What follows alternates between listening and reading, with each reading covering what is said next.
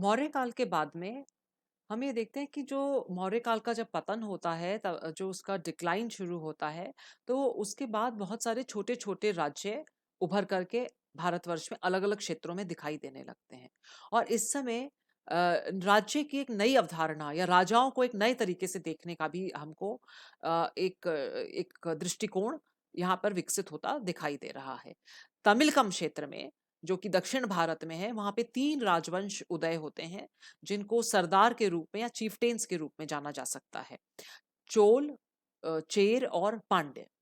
सरदार की अवधारणा इस तरह से होती थी कि ये नातेदारी पर जो जो कि पारिवारिक संबंध होते हैं, उनके आधार पर अपनी सत्ता को वैध ठहराते थे। इनको राजा तभी माना जाता था और ये वंशानुगत भी हो सकता था, वंशानुगत नहीं भी हो सकता था। और इसके बदले में जो ये नेतृत्व देते थे, उसके बदले में जो इनके बाकी के साथी थे, वो इनको भेंट दिया करते थे, जिसके आधार पर इनका राजत्व सुरक्षित रहता था। तो ये इस तरह की अवधारणा जो कि पूरे एक पारिवारिक संबंधों पर आधारित होती थी, वो इस समय देखने को मिलती है। इनको जानने का स्रोत जो दक्षिण के चोल, चेर, पांडे, ये सारे जो हैं, इनको जानने के बहुत सारे स्रोत हैं। उदाहरण के लिए साहित्यिक स्रोत में संगम जो साहित्य रचा गया, ये एक तरह से काव्य ग्रंथ है। लेकिन उन कविताओं में इन सरदारों की गतिविधियां, इन सरदारों के नाम, इन सरदारों की पूरे संसाधन किस तरह से जुटाते थे, इनको किस तरह से समर्थन मिलता था, ये सारी बातें हमको देखने को इनमें इन साहित्य में से हम निकाल सकते हैं। ऐतिहासिक तथ्य जो हैं, वो कविताओं में से भी निकाला जा सकता है। तो इस तरह बहुत सारे तरीके के इसमें स्रोत मिलते हैं। हम देखते हैं कि जो मध्य भारत है या जो पश्चिमी भारत है, वहाँ पे हम अलग तरह के राजवंश देखते हैं। और द्वितीय शताब्दी ईसा पूर्व के आसपास हम देखते हैं कि सातवाहन जो हैं, वो नासिक, महाराष्ट्र, ये सारा जो क्षेत्र है, इस पर सातवाहन राजवंश का शासन है। जो पश्चिमी और उत्तर पश्चिमी भारत है, वहाँ पर शक वंश शासन करते हुए दिखाई देते हैं। ये भी एक तरह से सरदार की तरह की प्रणाली ही इनके राजत्व की दिखाई दे रही है। इनका क्या ओरिजिन था, शक कहाँ से आए, सातवाहन कहाँ से आए, इस पर इतिहासकारों को कोई बहुत स्पष्ट जानकारी नहीं है। शकों के लिए माना जाता है कि ये शायद मध्य एशिया से आए, और सातवाहनों के लिए सातवाहन बार-बार अपने अभिलेखों में ये क्लेम करते हैं कि हम उच्च कुल के हैं। तो इतनी जानकारी हमें इनके बारे में प्राप्त है। लेकिन साथ ही साथ ये है कि इनके ये कहाँ से अपनी खर्चा चलाते थे। आपसे पहले बात करी थी कि आय बहुत ज़रूरी है व्यय करने के लिए। एक बहुत बड़ा आय का साधन इस समय था लंबी दूरी का व्यापार। लंबी दूरी के व्यापार के द्वारा इनके पास संसाधन मुहैया होते थे। एक और चीज़ इसमें विकसित होती हुई दिखाई देती है इस काल में, और वो ये कि राजाओं में देवत्व की स्थापना। राजा जो है वो स्वयं को देवतुल्य प्रस्तुत करते थे प्रजा के सामने। और ये चीज़ बहुत स्पष्ट होती है कुषाण वंश के शासनकाल में। कुषाण वंश के लिए भी माना ये जाता है ये मध्य एशिया से आए, और इनका साम्राज्य भी मध्य एशिया से लेकर के उत्तर पश्चिमी भारत तक ये इनका साम्राज्य विस्तृत था, प्रसारित था। विशेष तौर पर इनके एक बहुत ही महत्वपूर्ण शासक थे कनिष्क। पहली शताब्दी ईसवी की ये उस समय का काल है। और कनिष्क के समय में इसके इतिहास को जानने के लिए तो बहुत सारे साधन हैं। अभिलेखों से जानकारी मिलती है, उस वक्त की जो साहित्यिक परंपरा है उससे जानकारी मिलती है। लेकिन इनके राजत्व के सिद्धांत को समझने के लिए दो चीजें बहुत महत्वपूर्ण है, दो स्रोत। हिस्ट्री सोर्सेस के बिना कुछ नहीं है, इतिहास स्रोत के अलावा कुछ नहीं है। तो स्रोत जो महत्वपूर्ण है इनके राजत्व को के सिद्धांत को समझने के लिए, उसमें दो चीजें महत्वपूर्ण है। एक तो इनके सिक्के, और एक इनके समय की मूर्तियां।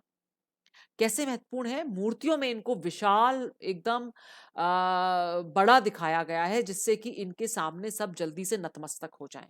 मथुरा से एक मूर्ति मिली है जिसके नीचे कनिष्क लिखा हुआ है, उसका सिर नहीं है, it is a headless statue.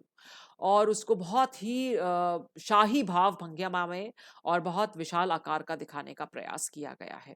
ऐसी कई और मूर्तियां मिली है मथुरा से, और अफगानिस्तान से भी ऐसी मूर्तियां मिली हैं। इनके सिक्के हैं जिनमें देवताओं के चित्र बनाए गए हैं, और उसके साथ में राजा क्या, तो इनको देवता के समकक्ष रखने का प्रयास किया गया। इनकी जो उपाधियां हैं, उनको देवपुत्र या सूर्य का पुत्र, इस तरह से कहा गया है। ये भी माना जाता है कि शायद ये चीन के राजाओं से प्रभावित थे, क्योंकि मध्य एशिया से आए हैं, तो चीन से इनका संपर्क रहा होगा। चीन में राजाओं को स्वर्ग पुत्र आदि कहा जाता है, तो वो प्रभाव शायद इन पर देखने को मिल रहा है। उसी उसी प्रकार इस समय जो राज्य हैं, चौथी शताब्दी तक आते आते बहुत विशाल राज्यों का युग हो जाता है। उस समय गुप्त साम्राज्य एक बड़े साम्राज्य के रूप में आता है। वहां के राजा स्वयं को महाराजा धिराज कहते हैं। इनको जानने के लिए भी बहुत सारे स्रोत हैं। देखिए, अशोक जो था वो एक बहुत ही जिसको कहेंगे हम्बल और बहुत साधारण तरीके से केवल एक उपाधि रखता है, राजा अशोक। लेकिन अभी ये महाराजा भी नहीं कह रहे, गुप्त काल के जो शासक हैं ये खुद को कह रहे हैं महाराजाओं के महाराज, यानी महाराजा धिराज। तो एक विराट रूप जो है राजाओं का देखने को मिलता है। इस समय हमें उल्लेख मिलता है कि अश्वमेध यज्ञ राजा किया करते थे।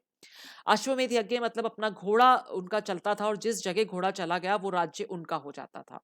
तो इस तरह की एक चक्रवर्ती सम्राट, जिसके अधीन बहुत सारा क्षेत्र हो, जिसके आगे बहुत सारे और राजा झुकते हों, वो परंपरा निकल करके आ रही है।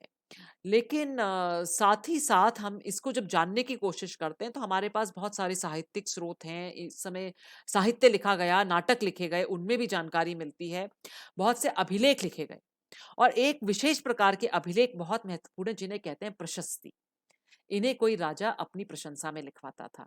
और गुप्त काल के एक राजा हैं समुद्रगुप्त, जिनके दरबारी कवि थे हरिशेन। हरिशेन ने इनकी प्रशंसा में लिखा प्रयाग प्रशस्ति, जिसमें इनकी बहुत तारीफ की गई है। उसमें से कुछ सत्य होगी, लेकिन इतिहासकार सोचते हैं कि कुछ अतिशयोक्तिपूर्ण भी हो सकती है, क्योंकि ये स्वयं अपने बारे में लिखवा रहे हैं।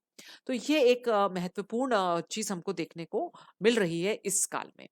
और इसके बाद हम जो बात देखेंगे वो ये देखेंगे कि प्रजा और देहात, जो कंट्री साइड है। देखिए, राजधानी में तो ऑफ कोर्स एक तरह का जो सेट राजा एजेंडा कर देता है, जिस तरह की कार्य प्रणाली सेट कर देता है, उसको पूरी तरह से फॉलो किया जाता है, उसका अनुसरण किया जाता है। लेकिन जब हम देहात में जाते हैं तो ये देखते हैं कि लोग क्या सोच रहे थे। लोग किस तरह से ये जो बड़े राज्य की एक नियंत्रण में आ गए, वो क्या उस नियंत्रण को लेकर के खुश थे। क्योंकि इससे पहले राज्य का नियंत्रण इतना ज्यादा विस्तृत नहीं था, राज्य अभी उदय हो रहे हैं, तो वो किस तरह से विकसित होता है। तो इसकी जो जानकारी है वो हमें सरकारी रिकॉर्ड्स में तो मिलेगी नहीं। सरकारी रिकॉर्ड्स तो राजा का दृष्टिकोण हमारे सामने प्रस्तुत करते हैं। तो कुछ लोक साहित्य जो रचा जा रहा था लोगों के द्वारा, किस्से कहानियां, उनमें हमें कई बार इस तरह की चीजें देखने को मिल जाती हैं। जैसे पंचतंत्र की रचना की जा रही थी, या जातक कथाओं में इस तरह की बहुत बात मिल जाती है। तो एक जातक कथा है जिसका नाम है गंध तिंदु जातक। उसमें उल्लेख मिलता है कि एक बार एक राजा भेष बदल करके लोगों के बीच में गया, और जब वो लोगों के बीच में गया तो उसने जानने की कोशिश करी कि राजा कैसा है। लेकिन सब लोगों ने राजा की बुराई करी। उसने कहा, राजा के जो कर्मचारी हैं वो हमें कर लेने के लिए बहुत अधिक परेशान करते हैं। हमारे पास इतनी खेती नहीं होती कि हम अपना खर्चा चला के इतना ज्यादा कर दे सकें। तो राजा के कर्मचारी कोशिश करते थे ज्यादा से ज्यादा कर ले सकें, और कर देने में लोगों के पास इतने साधन नहीं थे, या उनको कर ज्यादा लगते थे।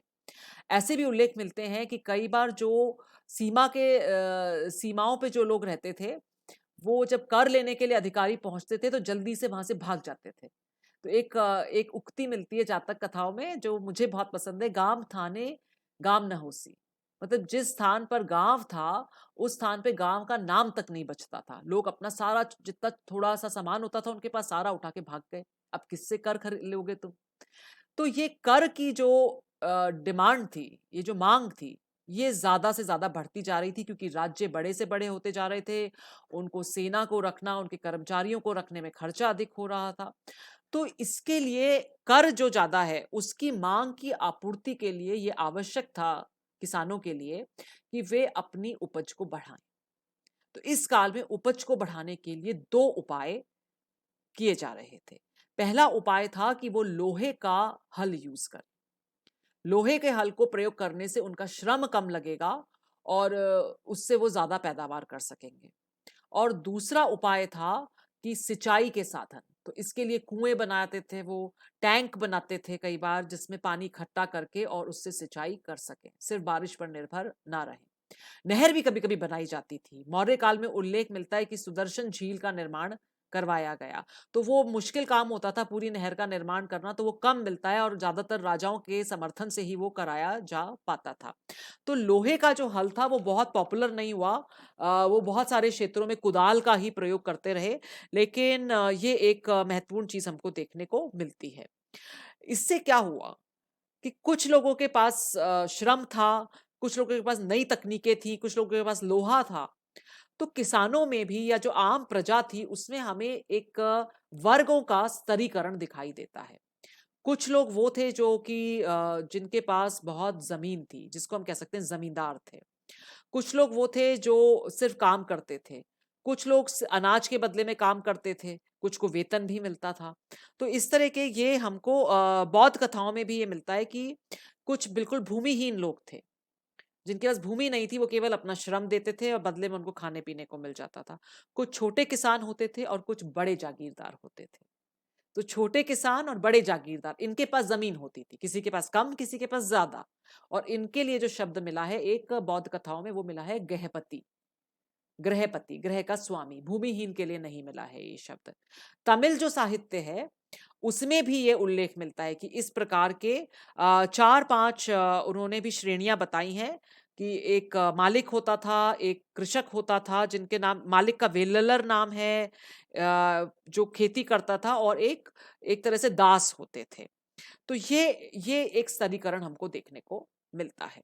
भूमि के स्वामित्व को लेकर के भी एक परिवर्तन दिखाई देता है इस समय। इस समय हमको दिखाई देता है कि जो भूमि है, वो अनुदान में दी जाती थी राज्य के द्वारा। और भूमि का जैसे आजकल अगर कोई किसी को भूमि देता है तो पट्टा देता है, वो पट्टा उसके नाम ट्रांसफर कर देते हैं।